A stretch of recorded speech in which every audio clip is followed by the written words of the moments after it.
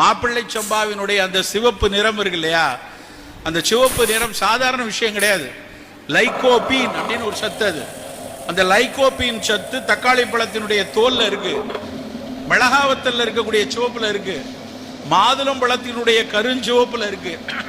அந்த லைகோபீனை தனியா பிரிச்சு எடுத்து புற்றுநோய்க்கு செய்யக்கூடிய மருந்துகள் எல்லாம் அதை சேர்க்கிறாங்க.